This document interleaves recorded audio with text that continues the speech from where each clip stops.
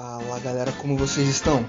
Sejam bem-vindos ao nosso QAcast, uma iniciativa do time de QA do CID. Então vem com a gente e bora bater um papo de qualidade. E hoje estamos aqui de volta para trazer um novo tema para vocês, automação de testes. E não poderia ter outro host aqui senão eu, o apresentador mais querido do QAcast. E comigo hoje estão Rinaldi e Léo Nesso, e os nossos convidados de hoje são Léo Saldanha e Eduardo Camero. Se vocês puderem se apresentar aí para o pessoal conhecer vocês. Eu sou o Leonardo, eu sou formado em Engenharia de Computação, trabalho aqui no CID há quase um ano, vai fazer um ano agora em agosto. E apesar de ter formado recentemente, foi em 2018 minha formação, eu já faço estágio há bastante tempo, principalmente na área de teste. Já passei por desenvolvimento, mas me especializei em automação de testes na área de QA. Eduardo Camero aqui. Trabalho no CID vai fazer 8 anos, então já tenho um tempinho aí de casa. Sou formado em logística, tenho superior em curso de logística e também engenharia da computação. Me formei no ano passado e atuo aí na área de testes há 2 anos, mais ou menos. Sempre procurando aí especializações e a cada vez mais mexendo com automação de testes. Camero, e como que alguém que fez logística mudou o rumo da carreira, assim? O que te motivou a mudar de área? Bom, essa história aí, ela é, assim, bem interessante. Eu sempre quis atuar na área de tecnologia, né? Sempre foi um sonho para mim. Mas no momento, né, quando eu comecei a procurar, né, entrar no mercado de trabalho e comecei a procurar concurso superior, eu não tinha naquele momento condições de encarar uma engenharia. Eu entrei por um processo aqui de menor aprendiz aqui da minha cidade, então eu já trabalhava desde os meus 16 anos. Obviamente, né, parar de trabalhar naquele momento para tentar uma faculdade pública, para mim não rolou. Então a minha vida me levou para outros caminhos aí. Então eu procurei algo que eu gostasse e que tinha cursos aqui disponíveis na minha cidade, e eu também já trabalhava numa empresa de transportes, foi a primeira área que comecei a trabalhar lá com meus 16 anos, e aí eu comecei a fazer o meu curso superior em tecnólogo em logística aqui mesmo em Americana, na FATEC. Aí me formei, comecei a atuar de fato na área, né, após meus 18 anos, já como efetivo, e passei aí por 3 empresas diferentes, só que no ramo de transporte. E aí eu cansei da área, obviamente não era aquilo que eu queria, né? O meu sonho sempre era, né, ter atuado na área técnica, mas eu precisava disso para poder conseguir, né, alcançar aí, fazer uma nova faculdade e tudo mais. Então eu consegui o CID, surgiu uma vaga no CID, na área de estoque lá do CID, onde a gente cuida das amostras e tudo mais, né, que o pessoal, inclusive aqui o pessoal de testes usa bastante, eu acho que é um do grupo que mais utiliza amostras. Fiquei por 4 anos lá, e aí nesse meio tempo eu iniciei a minha engenharia e tive a oportunidade de entrar no time de testes. Na época não era pool, né? Hoje a gente trabalha em forma de pool, mas na época era mesmo um time de testes só focado ali para a parte de PC. E ali foi onde eu tive todo o meu desenvolvimento até o momento. Então basicamente foi isso aí.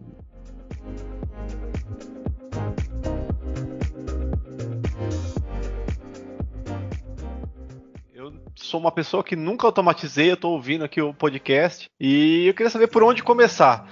Quais caminhos vocês indicariam para quem nunca automatizou e quer começar nessa área? Bom, o primeiro passo para quem nunca automatizou, mas gostaria de começar a automatizar, eu acredito que é aprender lógica de programação. Hoje a gente tem alternativas de ferramentas de automação que não envolvem programação, que muitos veem com um bom início. Mas a maioria das ferramentas que a gente vê hoje, que são as mais utilizadas, as mais procuradas, as mais atualizadas, elas dependem que você pelo menos conheça a lógica de programação. Então, se você não tem conhecimento, se você nunca trabalhou com programação antes, na minha opinião, esse seria o melhor caminho para você começar. A partir disso, tendo um bom fundamento da parte de testes, tendo trabalhado com testes manuais e conhecido essa base, você já vai ter os 2 pilares que eu acredito que são essenciais para aprender uma ferramenta de automação, que aí sim seria o terceiro passo, né? Buscar, assim, entender qual o seu contexto. Eu trabalho com web, back-end, front-end, mobile, qual ferramenta que eu deveria estudar para poder aplicar no meu projeto. E por aí as coisas começam a acontecer naturalmente, porque você vai ter as 3 coisas que você precisa para começar a trabalhar com automação de testes. Eu ia perguntar, né, que vocês comentaram da lógica de programação, mas uma coisa que eu senti um pouco quando passei por essa fase foi a dificuldade de fazer uma ponte ali entre você fazer um curso de programação, né, que você aprende muito ali a desenvolver uma aplicação, a compilar um código, e a ponte, né, para aquilo para um teste. Os cursos para a pessoa começar assim aprendendo lógica de programação, vocês veem algum outro que faça essa ponte, alguma que faça essa ligação para quem está começando, quer trabalhar específico em automação? Bom, então, Rinaldi, essa ponte também foi uma dificuldade que eu tive, e acho que até um pouco mais, como que eu posso dizer, né? Senti até um pouco mais na pele, porque essa ponte rolou quando eu saí da área administrativa dentro do CID para ir para a área técnica. Então, assim, eu já tinha começado a estudar, obviamente eu já estava fazendo engenharia, mas ainda não estava imerso nessa questão da tecnologia e de linguagem de programação. Então eu comecei a fazer esse estudo. Então, assim, eu precisei fazer essa ponte com a automação, junto também com a ponte do caminho administrativo que eu atuava até então no CID para a área técnica. Eu lembro que na época eu tinha feito um curso. Era um curso bem focado em automação mesmo e conceitos de testes também, porque a área era nova para mim. E foi exatamente o que o Saldanha comentou, né? Eu precisei ter esse conhecimento dos pilares, conhecer um pouco mais sobre as formas que nós temos de teste, como que o teste manual é feito, como que as coisas são classificadas, né? Quais são os nomes técnicos que a gente utiliza dentro da área, junto com a parte de lógica e de programação, que eu já tinha começado a estudar. E essa ponte, ela surgiu para mim no momento que eu precisei, de fato, aplicar em um projeto. Então, naquele momento, o que me ajudou muito foi a parte de web, porque hoje essas ferramentas de automações, a gente tem um acesso maior, ao meu ver, em algumas automações que facilitam um pouco a nossa vida na parte de web. Então, você iniciar um WebDriver ali para o Chrome, para o Internet Explorer, e talvez fazer alguns cliques em sites e tudo mais, isso seria ali, na minha visão, e aconteceu comigo, foi o início da automação e dessa ponte que eu entendi entre parte de lógica e de programação para a parte de testes e iniciar esse processo de automação. O que eu posso dizer, né, talvez iniciar com algum curso, e tem vários por aí, até mesmo no YouTube, a gente tem coisas bem simples, de você instanciar algum WebDriver que faça esse contato com parte de web, que eu acredito ser um bom início para quem está procurando automação, né? Eu acho que essa é uma ponte bem interessante, porque você vai ter um pouquinho dos dois. Esse ponto que o Camero comentou é bem legal, sobre você ter que colocar a mão na prática, porque eu acho que essa seria o principal momento em que você vai perceber a diferença entre fazer um curso e fazer os testes na prática mesmo. Porque muita gente se atém a fazer 1 milhão de cursos, a pensar várias formas de fazer, mas no final das contas você só vai aprender quando você colocar isso na prática mesmo. A lógica de programação, fazer um curso sobre uma ferramenta, isso vai te dar uma base legal, mas você precisa quebrar a cabeça mesmo, pesquisar, porque a questão de estudar a lógica de programação não está em simplesmente saber fazer um if, saber fazer um for, e sim a buscar informação, a estudar a documentação e saber correr atrás daquilo que você precisa.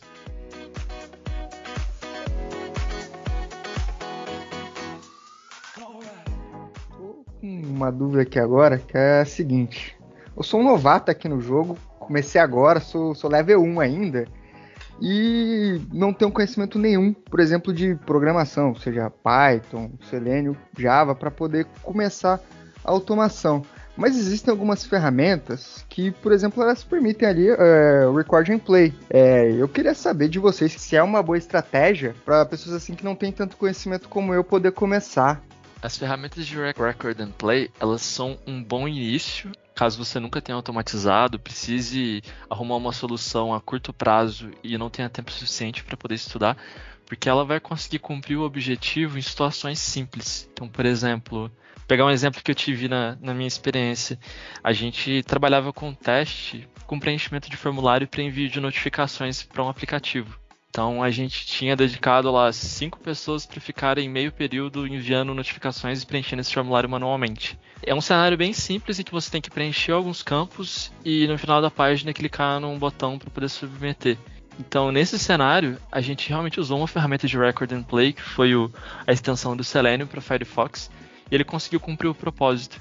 Mas no caso de uma ferramenta mais complexa, essas ferramentas de Record and Play elas passariam a ter alguns problemas que normalmente você conseguiria lidar de forma mais natural, caso você tivesse mais flexibilidade para poder editar o código, buscar uma outra alternativa externa à ferramenta de automação. Então, no meu ponto de vista, esse é o momento em que essas ferramentas perdem para você ter mais flexibilidade com manipulação do código, sabe?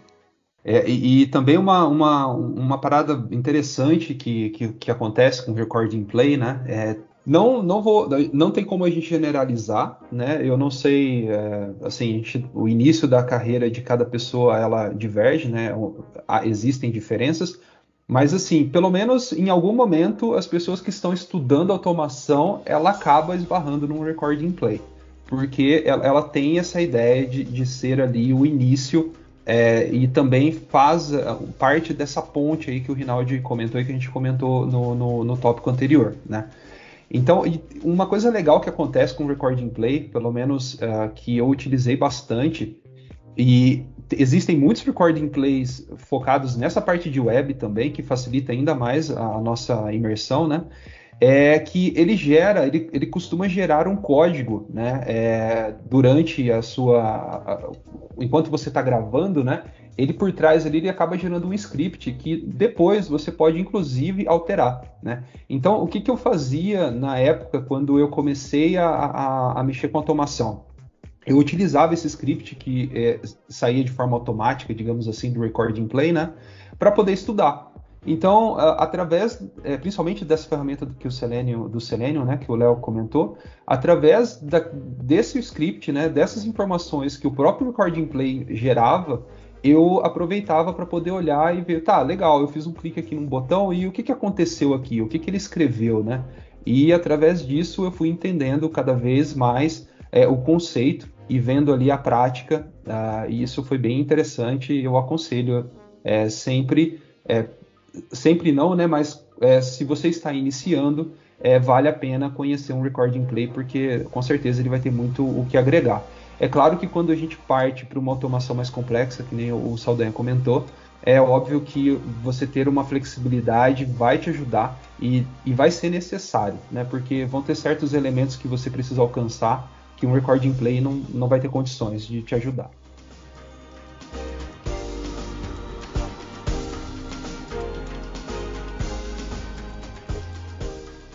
E suponho que eu tô estudando, tô fazendo curso de lógica de programação, de conceitos de teste, e assim, meu o projeto que eu tô atuando, ele não tem automação. E assim, tem vários tipos de testes que eu preciso realizar lá dentro, né? Tenho meus testes de regressão, tenho os meus testes de sanidade, tenho o Smoke, né? Que é o básico ali para fazer uma entrega. Assim, tem meus testes não funcionais. O que vocês recomendam, assim, para eu fazer nessa experimentação, colocar a mão na massa que vocês comentaram? Por onde que vocês acham que eu devo começar para eu tentar incluir alguma automação no meu projeto? Eu vou falar um pouco de como eu comecei e hoje, depois de algum tempo trabalhando com automação, o que eu acho um cenário bacana, tá? Então, assim, quando você está mexendo com automação, você precisa ver as coisas acontecendo. Eu acho que isso te dá um empurrão, sabe? E eu acho que é um outro momento quando você faz o seu código de automação e aí você percebe e consegue enxergar ele pela primeira vez rodando na tela do seu computador.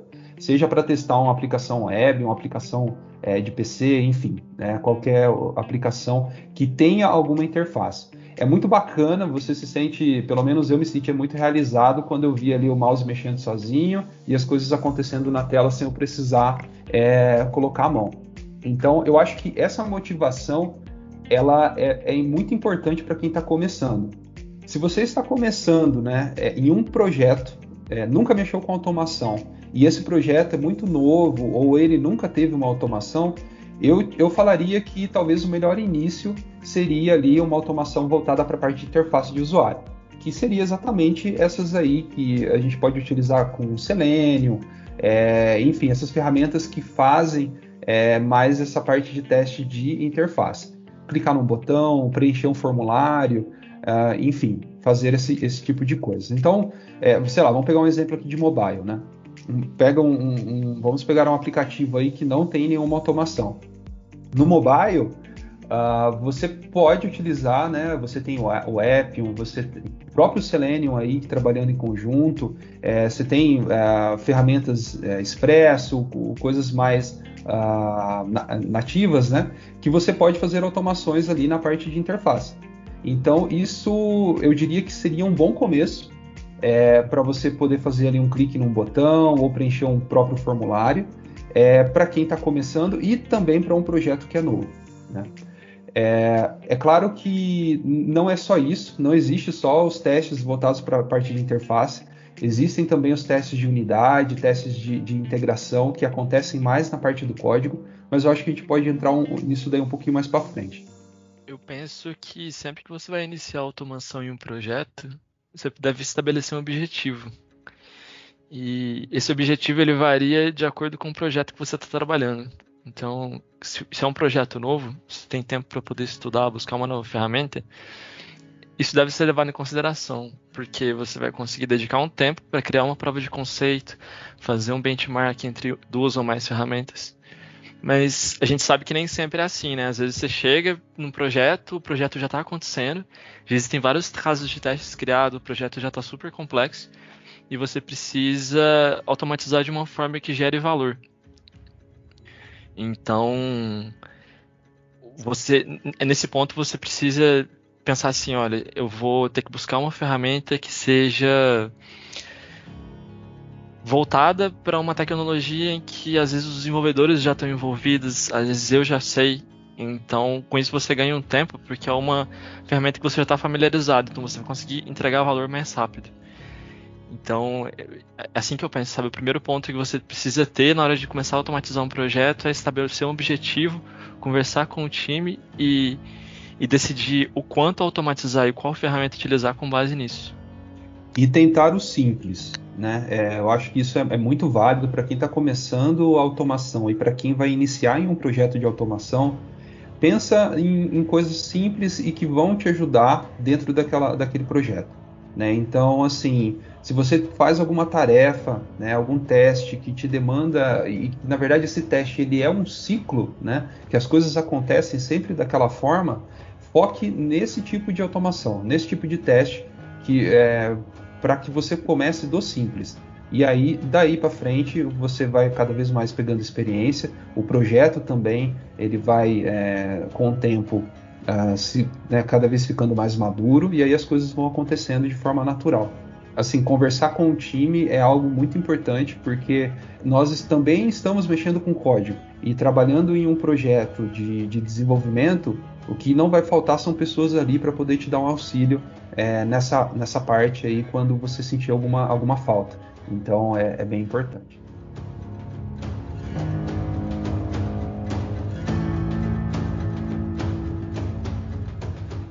Só queria que vocês falassem um pouquinho, então, sobre os pontos positivos e negativos de implementar automação dentro de um projeto.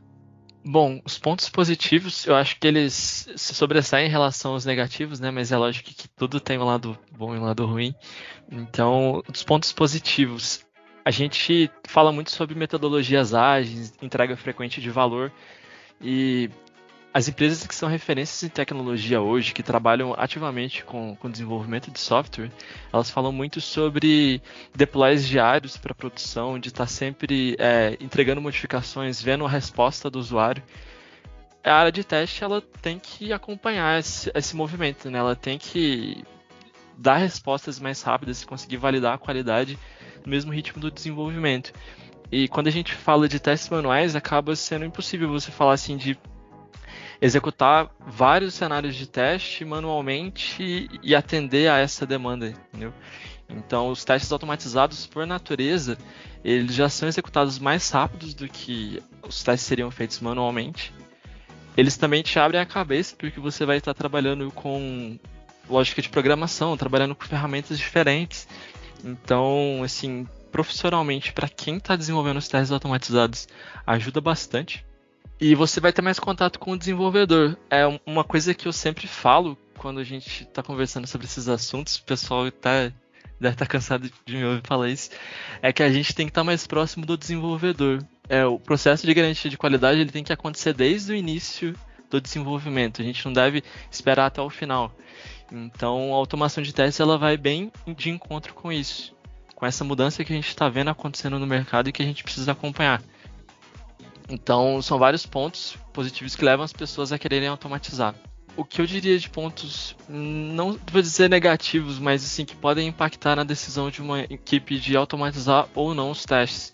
Dedicação de tempo. Às vezes, os QAs estão muito dedicados já com a criação dos test cases, com a execução deles manualmente, preenchimento de documentação e várias outras atividades, e não tem outras pessoas para poder ajudarem eles no desenvolvimento de testes automatizados. A equipe precisa entregar o MVP do projeto e por algum motivo eles não têm esse tempo para poder dedicar, nem eles nem os desenvolvedores. Então nesse momento você percebe que a automação poderia até ser um empecilho, né? Porque ela estaria atrapalhando nessas entregas. Então vai muito de uma questão de decisão de projeto. Mas é lógico, assim, são escolhas. Então a automação ela é muito importante, ela vai ajudar, mas você precisa decidir sempre junto com o time se esse é o momento de começar a trabalhar isso ou não. Só pegar um gancho aí, né? A gente viu esse movimento muito conectado, né, com o uso das metodologias ágeis, né? E como vocês veem que a adoção das metodologias ágeis impacta nessa decisão, né, de automatizar ou não? A automação, ela vem já de um tempo, né? O que nós enxergamos de automação hoje, ela já existiu e assim, existe hoje em outras áreas, mas teve seu começo há muito tempo atrás, né? Desde das invenções aí das máquinas a vapor, máquina a combustão e a parte que a gente chama aí de automação industrial, que foi o quê? A necessidade de você colocar um ritmo na sua produção, e isso não difere do que acontece hoje dentro da parte de desenvolvimento de software, né? Então, assim, você tem um time relativamente grande, ou até mesmo um squad pequeno, né, em alguns projetos, porém, o seu ecossistema de testes, ele sempre acaba sendo algo diversificado. Então, se eu estou numa área de PC, você não tem um PC para testar, você tem, sei lá, 5 modelos, 6 modelos, com 3 sistemas operacionais diferentes, e isso impacta demais, ainda mais quando você vai para uma parte, para um teste mobile, por exemplo, você tem N modelos de celulares que precisam ser testados com várias versões de Android e iOS, e isso impacta assim, de forma direta o time de QA, porque a garantia da qualidade ela precisa existir em todas essas linhas, né? Então, o que a automação, né, quando ali na década de 60, quando a GM ela cria a parte de controlador lógico, que ela, né, a parte de CLP dela, foi exatamente para poder cobrir esse problema. Ela precisava trocar a sua linha de produção, né, mudar os veículos que estavam sendo produzidos ali na sua linha de produção, e toda vez que ela tinha que fazer isso, ela tinha que remontar todo o painel lá de configuração, toda a linha para poder receber um novo veículo, né? E isso, se você, né, lógico, reservado as devidas proporções aí, se você coloca no nosso dia, quando a gente está testando e fazendo dentro da sprint, né, não é muito diferente do que acontece com a gente hoje. Só que a gente não está falando mais de uma linha de produção, mas nós estamos falando de modelos e sistemas operacionais diferentes. Então, a automação ela é importante para poder cobrir esse buraco. Só que, né, como o Léo comentou, você tem esses pontos, né? Quando que a gente vai automatizar, né? Quando vai decidir por execução manual ou fazer uma automação? O tempo é algo que impacta bastante, porque a automação ela tem quando você inicia, né, o processo de criação de scripts, de fazer uma estrutura, ela é, digamos assim, ela é árdua no começo, né? Você vai gastar um bom tempo fazendo isso, até que as coisas se alinhem e entrem num processo mais estruturado. Então, às vezes, você não tem o tempo, né? Ou a sprint não te dá isso. E trabalhando dentro de um processo ágil, né? Às vezes acontece isso. Você precisa entregar aquele teste, você precisa entregar aquele software, e a única coisa que ainda assim é o mais rápido a ser feito naquele momento é um teste manual. Então, isso acaba colocando algumas barreiras, né? Porque, de um lado, você precisa garantir que todas as suas linhas de testes sejam cobertas, mas, por outro, o tempo acaba impactando porque você precisa entregar. Então, é uma faca de dois gumes, né? É meio complexo, mas é uma decisão que precisa ser tomada. E eu, como defensor sempre da parte de automação, eu sempre defendo que a gente precisa, assim como o Saldanha comentou, parar sempre, discutir com o time, mas ter sempre esse insight de que a automação é algo que vai ajudar a gente lá na frente, né? Ela não é um prato que talvez você vai servir tão quente assim, mas ela é necessária, porque lá na frente, quando você precisar garantir os testes nessas várias linhas de produção, é somente com a automação que você vai dar conta do recado. Não tem como a gente pensar hoje num squad de desenvolvedores com 8 pessoas desenvolvendo e vai falar, ok, vamos colocar metade disso para testar, né? Você impacta diretamente no valor do projeto e automaticamente na sua competitividade no mercado, né?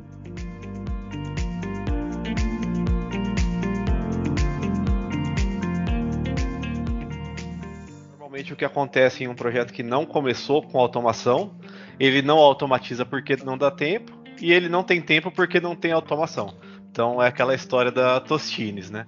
Como que vocês entendem que deve ser levado a questão de priorização para automação? Deve ser best effort ou deve entrar já como parte do planejamento do projeto?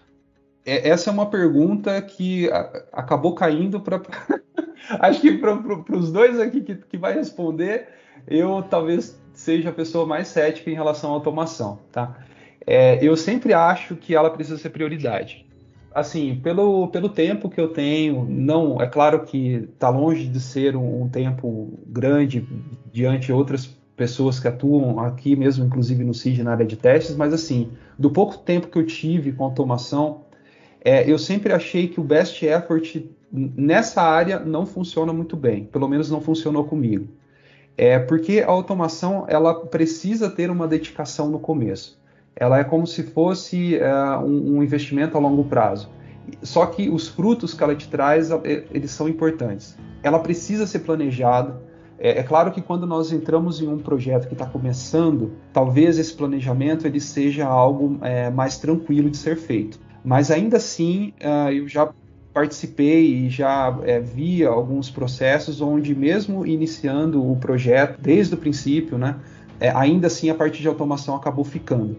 E isso foi se acumulando e acontece exatamente o que você falou.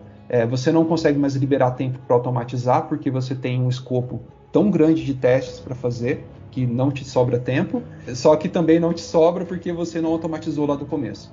Então, eu encaro isso de forma bem séria. Eu acho que é um processo que precisa ser prioridade nos dias de hoje, principalmente. Porque, assim, a gente está falando de softwares que rodam, hoje em dia, dentro de uma geladeira. O mesmo software que você tem rodando no seu mobile, você tem uma parte dele rodando dentro de um refrigerador, dentro de uma geladeira, principalmente quando a gente fala nessa parte de IA. É muito complexo você pensar que você vai conseguir testar tudo isso de forma manual, né? Com certeza vai estar fadado aí a ter algum problema lá na frente. Tem um livro bem interessante que chama Scrum, A Arte de Fazer o Dobro do Trabalho na Metade do Tempo, do Jeff Sunderland, que ele comenta justamente a experiência que ele teve quando ele foi prestar consultoria para as empresas lá no início, quando as metodologias ágeis estavam sendo aplicadas. Ele dizia que era uma mudança, né, no processo de desenvolvimento de software que estava evidente. Eles já tinham vários casos de empresas que estavam sucedendo em relação às outras que não estavam se adequando a essa mudança. E mesmo assim, apesar dele conseguir provar todos os pontos, as empresas se recusavam. E ele via muitas vezes, depois de alguns anos, essas empresas vindo falir, não conseguiram acompanhar essa mudança que estava acontecendo. Então, assim, eu acredito que as metodologias ágeis, elas foram o início de toda essa mudança. A automação de testes hoje, ela deixou de ser opcional e passou a ser uma necessidade, se a gente olhar no ponto de vista de mercado. Então, é preciso assim, que a gestão de um projeto entenda o valor de você dedicar o tempo para poder ter automação de testes. Não necessariamente você precisa bloquear dos QAs que estão no projeto exclusivamente trabalhando nisso, ou contratar mais QAs.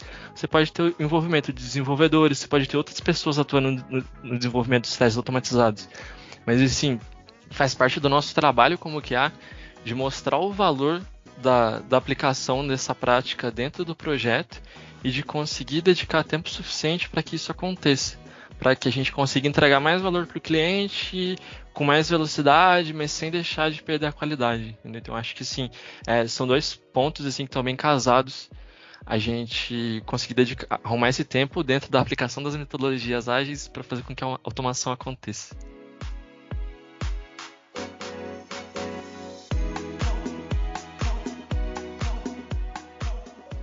Bom, pessoal, vocês falaram aí um pouco sobre prioridades, se é best effort, como que deve ser encarada a automação de testes. E se a gente puxar no VAR aí, a gente vai ver que tem um momento que o Camero ele cita exatamente a pergunta que eu ia fazer, que eu estava com essa dúvida. Se a gente poderia dizer que a automação de testes ela é um investimento de longo prazo. Então, como o Camero já deu aí a opinião dele, Sr. Lex, vai sobrar para você. O que você acha? Se a gente pode sim dizer que a automação de teste ela é um investimento para longo prazo, o que a gente pode ter de fruto com ela no futuro? A automação de testes, eu não diria que é um investimento nem a curto prazo e nem a longo prazo. Por mais que a gente pense assim, vou automatizar o fluxo crítico da aplicação para poder garantir que pelo menos o básico dela vai estar funcionando, né? Que aquele caminho que o usuário faria normalmente dentro da aplicação vai estar íntegro. A gente sabe que o software não funciona assim, né? A toda sprint, novas histórias estão entrando, o software ele é alterado o tempo inteiro. Essas alterações elas podem ter efeitos colaterais. Então, por isso que eu digo que não é um investimento nem a curto nem a longo prazo. Ele é um investimento que vai trazer um grande valor no futuro, mas que a gente vai ter resposta dele desde o início e principalmente lá no final, quando a gente já tiver visto que ele foi adequado muito bem ao projeto e o valor que ele trouxe em relação aos testes que a gente estaria executando manualmente e principalmente aqueles casos de bugs óbvios que você fala assim, mas como que eu não tinha visto isso antes? É um problema que a gente teria resolvido com automação de testes, porque ele já teria sido pego dentro da própria suite, né? É que o efeito, né, a resposta que você tem da automação, ela vai chegar exatamente nesse ponto que o Saldanha comentou. Você tem, às vezes são problemas tão simples que passam despercebido por você, e só que você tá naquele momento onde você tem 3 tipos de sistema operacional diferentes para testar, 10 modelos diferentes que aquilo passa e você acaba, infelizmente, não percebendo. Isso é comum. Não tem como a gente encarar e dizer que nós vamos fazer um processo de testes aqui e tudo vai sair 100%. Porque as variações são grandes e são muitos detalhes para você observar. A automação ela te dá um resultado muito positivo a longo prazo, mas esse longo prazo que eu digo é conforme o projeto vai amadurecendo, porque a partir do momento que você fez a sua primeira automação, ou começou a automatizar o seu projeto, é algo que vai se acumulando, né? Você vai acumulando código, vai acumulando script, e isso cada vez mais você vai rodando mais coisas e mais verificações, e só tem a ganhar com isso, né? É um investimento necessário.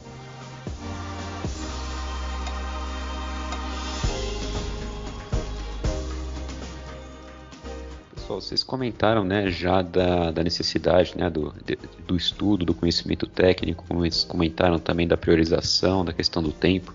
Além dessas, quais outros desafios assim que vocês veem para se começar a automatizar?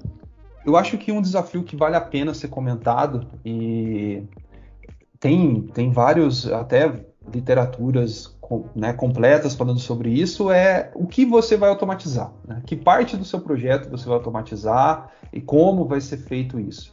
Então, além do tempo, além de tudo isso que a gente conversou até agora, a gente tem um ponto bem interessante de o quando a minha aplicação ela está estável, ou pelo menos a gente acha que aquela feature está estável a ponto dela poder ser automatizada, né? Porque assim, quando eu entro em qualquer projeto, fazendo uma analogia aqui, é como se a gente estivesse pilotando um trem, né? Como se a gente fosse ali um maquinista, tá?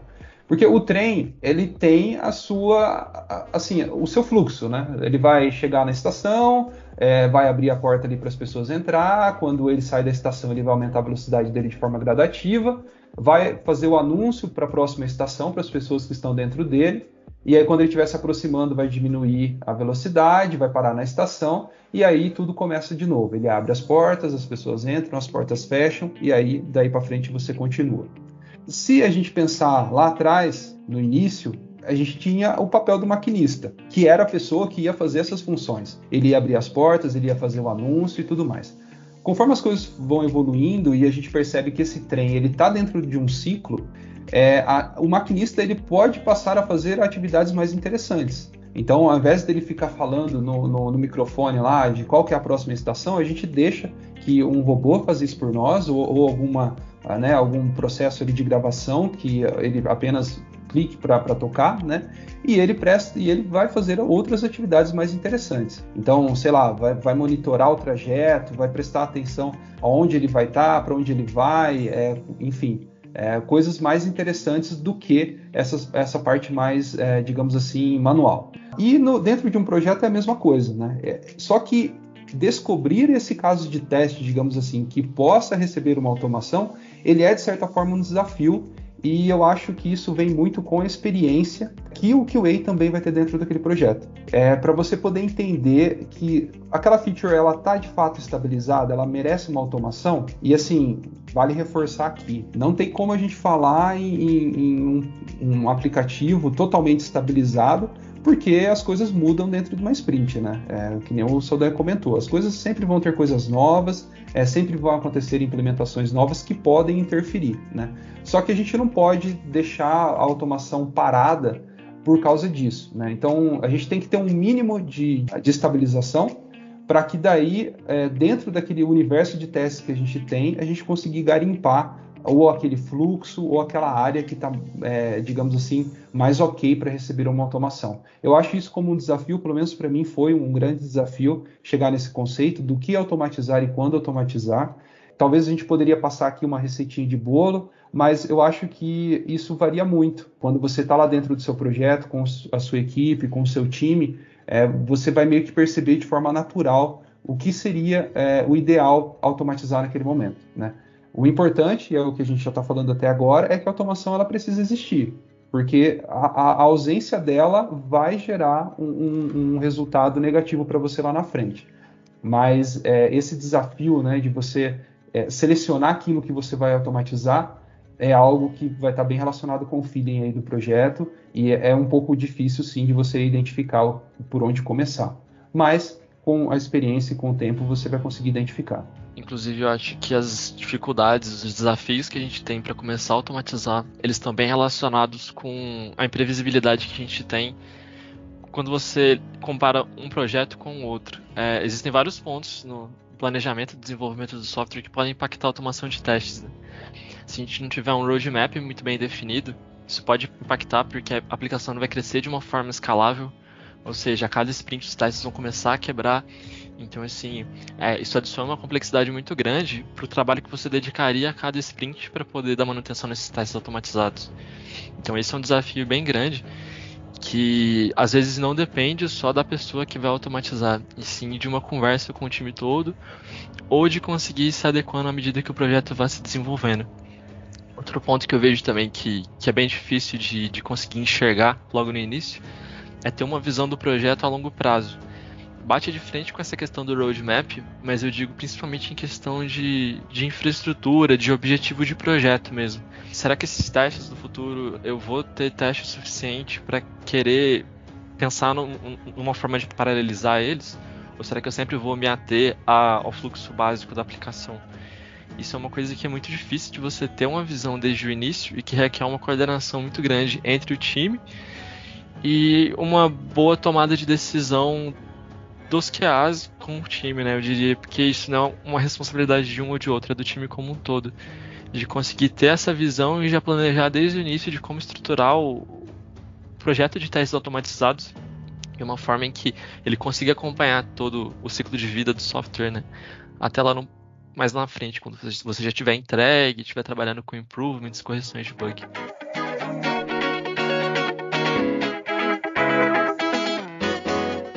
É isso aí, galera. Vamos chegando ao final desse episódio, mas não precisa ficar triste, porque muito em breve nós vamos voltar para falar mais um pouco sobre automação de teste.